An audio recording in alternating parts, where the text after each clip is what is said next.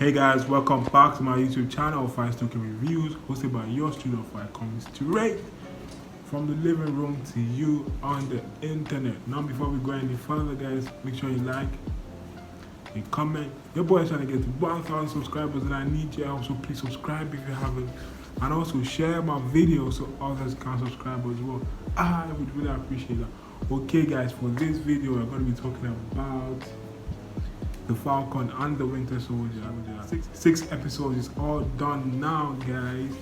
What I really like is that they didn't stretch the story too much. To be honest, I didn't like that it was 6 episodes. I wanted it to be longer, like maybe 10, just like Game of Thrones. But I guess there was not really anything else to talk about, so they just had to make it into 6 episodes. And I think they tried to extend it beyond that.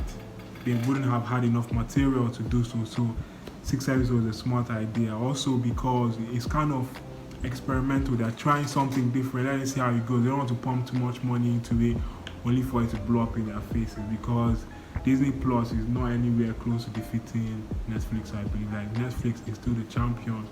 They still have to even fight HBO. They still have to fight Amazon and Hulu. So the streaming game is a tough one, guys. But anyway, let's go into the storyline. I like the storyline. It's quite straight to the point. This is just after the blip. So just like WandaVision, just life after the infamous Thanos snap, and then obviously the infamous Iron Man snap as well. Just getting back on track with life. It's crazy guys. Like this is literally the events after Endgame. Picking out the pieces is needed.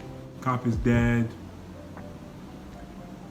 Iron Man is dead, and just these are, the Falcon and the Winter Soldier. They are kind of proteges of Captain America, so it's just a continuation of the storyline between both of them. Obviously, like he's just picking out the pieces. You can see someone like Bucky just trying to get his life back on track. Trying to date. He went on a date with that Asian girl for a bit, and then even that Asian man, that old man, that wonder what happened to his son. I just see how unfortunate his son ended up. Like it's crazy. When he went on the date with the girl and she mentioned it about the son, and then we saw the scene of what he did to the son as the Winter Soldier. Now we don't really know why he did it. I don't know if he was specifically there to kill the son, or because maybe like no survivors left, that kind of thing. I'm not too sure. But if you guys know, comment down below. And then also seeing Sam, like the aftermath, he gave away the shield. He thought he couldn't handle the responsibility. He didn't really want to do it. It's not really his style. He liked being the Falcon. And we got some, aerial action, him in the air, pursuing that French arms dealer or Algerian French guy, whatever. That was the cool little scene. And then obviously, Bucky not agreeing with Sam on giving the shield away. Because kind of like giving away, that's like literally the last piece of his best friend, right? That I can hold on to. A symbol of hope, a symbol of uprightness. Like a standard, like the gold standard of being a better person, being a hero. And then Sam just kind of gave it away like a piece of paper. That's how Bucky felt. Even though Sam was like, it was not easy to give it away, but like, it just felt was the right thing to do. And then we're going to introduce the Flag Smashers, and I just like how the story kept going. Their rhetoric made sense. Imagine after 5 years of living together as one world, one people, then suddenly the powers that be want to mess everything up. They're now basically ostracizing you guys through no fault of your own. You guys did not cause the blip. It was Thanos' doing. Like you guys didn't cause anything, and yet you have to bear the consequences. So of course they had to fight for it, man. They're basically fighting for the common man. Even though they're using some extreme means, the message they were fighting for, or the cause they were fighting for, was quite a noble cause. And that's one thing this show did. Like there are not really that many bad people in it. Those people that have made difficult decisions based on their circumstances. Many of them are simply just victims of circumstance. For example, Sam's sister trying to sell the boat. Even though Sam was resisting her, she shouldn't sell the boat. But she was a victim of circumstance. She needed money. Sam thought he could save her by going to the bank and basically saying that I'm the Falcon, like, what's up? And then obviously that's not currency. Saying you're the Falcon is not currency. All you're going to get is thanks and whatnot. And even seeing the other struggles of the Winter Soldier as well.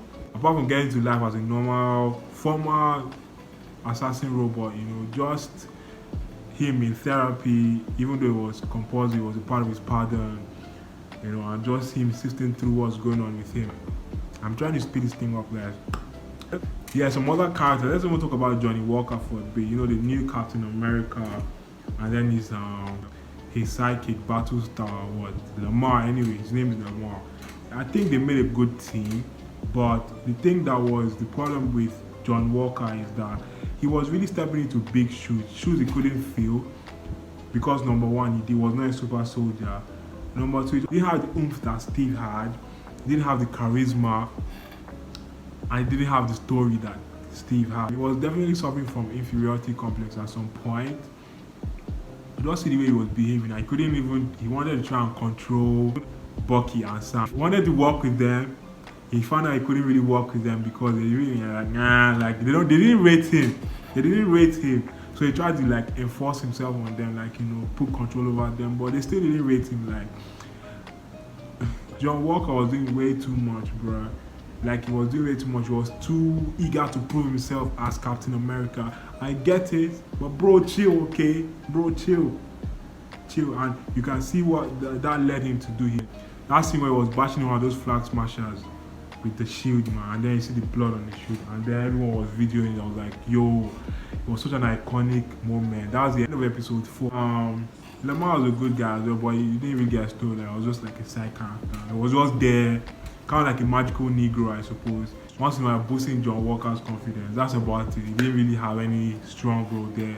He was meant to die anyway, to push John Walker to killing somebody. Lamar was basically just a plot point. Too bad, man. Too bad you had to be black for that, man. Anyway, also it was nice seeing Zemo. Zemo is still crazy. That guy does not like super soldiers at all, because when he found the serum, what did he do? He broke the serum. Papa, he just broke them. He would go to see the Wakandans again, the Dora Milaje, and they fucked up John Walker and Lamar. They fucked them up so badly. He thought because Captain America, he has vibranium, he can mess with them, but bro, vibranium comes from them. Are you down? Are you down? They fucked him up, man. Yeah, Zemo still trying to outsmart everyone. After the fight, he got away for a bit, and Zemo was definitely, he does not like super soldiers, like I mentioned, so he was definitely, all about killing Carly, Morgenthau, and the other flag smashers that were super soldiers. He was telling Sam, you cannot save this girl. Don't save her. She don't want to be saved. Don't save her. You cannot reason with her. Even before John Walker killed that flag smasher, when Sam wanted to talk to Carly is a good character. I like her. She has a good cause she's fighting for, like I said before. They're all hurting. They're just looking for a fairer world, even though they're using unfair means to get there. When you're fighting against powerful forces, you have to acquire power yourself. You can't fight power when you're powerless. You must be powerful in your own way. Yes, they might deem your own way unethical, too bloody, but just because the people in power, the people that make legislation and stuff, they are not using swords to kill anybody or guns to kill anybody, does not mean that their policies are not killing people one way or the other, man. Even though the law is going to be on their side and whatnot, because they fucking make the law, right? They make the policies and stuff. Also, John Walker was just kind of messing things up because he was doing too much, trying to prove himself, like I said before. He just basically messed up the negotiation between Sam and Carly. And then it was also nice to see Sharon when they went to Madripoor with Zemo, just to get more information on how this super serum was made by that professor. Zemo fully does not like super soldier. I just shot the guy in the head so that he cannot be made anymore. I'm like, bro, chill, bro, chill. Only for, subsequently, only for John Walker to get the last serum, and then he used it. I don't know why he used it off screen. They should have showed us when he used it. Even though Lamar, when he asked Lamar, well, if you had the super serum, what would you do? I'm going to say, yeah, of course I'll take it. But I felt like they should have at least shown us when he did it, not just come out, boom, okay, I've done it, and then I'm going to kill someone to show that yes, I'm actually a super soldier. And he got stripped, man. He got stripped of his Captain America title and everything. And I like that battle between him, Bucky, and Sam for the shield. That was a crazy battle, man. They beat him, he beat them, and then they had to finish him. Like, finish him.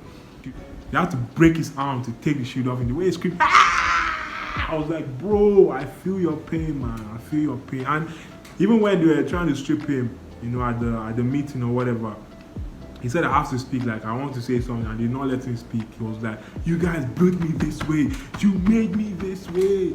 Basically saying he was the monster that they made, that he's been a soldier all his life. And I get it, just like that black man, Isaiah Bradley. Basically, Isaiah Bradley was fighting Bucky when Cap was indisposed, when he was frozen. And apparently he really beat Bucky up. But still, because he's a black man, in America, they just poked and prodded him after. They even put him in jail. Like, he never had a dignified life in the end because he was black. And then he even said, like, a black man can never be Captain America. Fucking me, bro. Like, I don't blame him. I don't blame him. Black people have been treated so bad. At the same time, they're trying to be, conscious. They're trying to be woke, like Marvel. But I'm like, sometimes I don't really want to think about, this guy is black.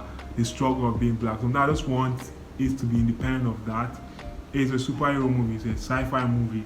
Not everything has to be fully realistic. But I liked how they resolved that in the end. Because when Sam went to talk to him personally, one-on-one, and he basically told him everything that happened, Sam was just basically finding himself, like, what would he do? That's after he got his shield back from John Walker. They said that it doesn't really belong to anyone. It's like an illegal area. It doesn't belong to the government. It doesn't belong to Captain. Like, it doesn't really belong to anyone. So, that period that Falcon was contemplating what to do, I really liked that period, because he had to go on a journey to get there. He didn't just become Captain America. He had to earn it, I haven't liked the filler episode of some sort when they were trying to fix the boat. Bucky came to help. Bucky and Sam's sister, they were eyeing each other a little bit, even though Sam said, do not flirt with my sister. But, she was giving him the eye, he was giving her the eye too, The white wolf wants some dark meat, you know what I mean? Yeah, just the journey of Sam finding himself to become Captain America, him training with the shield and stuff. The first time he was with Bucky, they were catching it. I was like, okay, this looks easy. And then when he was proper training by himself, he throw it. Sometimes you'll not be able to catch it. It's coming too fast. You dodge and stuff like that. I was like, yo, this looks way harder than it used to look. So why was it so easy before? And then now it's harder. Like, what happened, bro? Do you get? In episode 6, just Falcon imagine as Captain America. He came with the wings and then came with the shield, and then he said Black Falcon. He said, no, that's Captain America. After he saved those people, I won't lie, I don't like his costume as Captain America. No way, it's too tacky. He looks like a sidekick. He looks like a side character. It doesn't look like a Captain America to me, And then, the showdown with Carly and stuff, obviously we know what happened to Carly because of Sharon. The fact that Sharon turned out to be the power broker was mad, guys. Like, it was really mad. I was like, I never expected it. But then it made sense because they never showed us who the power broker was. You get me? And she killed Carly because I knew she killed Carly because she didn't want Carly to spill a secret. But Carly didn't die immediately. She could have simply told Sam who Sharon was or Sharon had become. But I guess she ain't no snitch. And then what Sam did in the end, preaching to the congregation, basically telling the leaders that what you guys are doing is as fucked up as what Thanos did. You guys have all this power, use it wisely, use it well. Yeah, I'm paraphrasing. Yeah, guys, well, I really like Winter Soldier. It was very interesting. I always tuned in every week, and now I have to look forward to watch these coming weeks, man. So yeah, guys, I'm gonna go now. Before I go, make sure you like. Also, you leave a comment how you feel about Winter Soldier. What was the most epic moment for you? Obviously, the most epic moment for me was the fight between Sam, Bucky, and Johnny. The boys trying to get to 1,000 subscribers, and I need you. Also, please subscribe if you haven't, and also share my video so others can subscribe as well. I would really appreciate that. The links to my social media will be in the description below, so make sure you follow the boy on social media. I would really appreciate that. Okay, guys, I'm gonna go now for real, but for the stick around. you can watch my previous videos. Peace out.